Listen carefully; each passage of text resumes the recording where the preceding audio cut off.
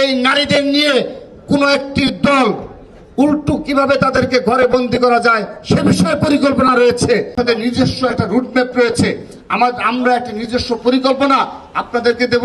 সেখানে কেন্দ্রীয় সংসদের নেতৃবৃন্দ থাকবে এবং আপনারা থেকে আপনার অধীনস্থ সকল নেতা কর্মীদের প্রশিক্ষণ দিবেন এবং তারা এই ৩০০ আসনের প্রতিটি শিক্ষা প্রতিষ্ঠানে যে সকল শিক্ষার্থী রয়েছে তাদের নিকট এবং বাংলাদেশের প্রতিটি প্রত্যন্ত অঞ্চলে আমরা আমাদের এই ফ্যামিলি কার্ড, এই ফার্মার্স কার্ড, সবগুলো কার্ড পৌঁছে দেব এবং আমাদের পরিকল্পনা তাদের নিকট উত্থাপন করব, যেগুলো বাংলাদেশে আর কোনো দল বলতে পারবে না।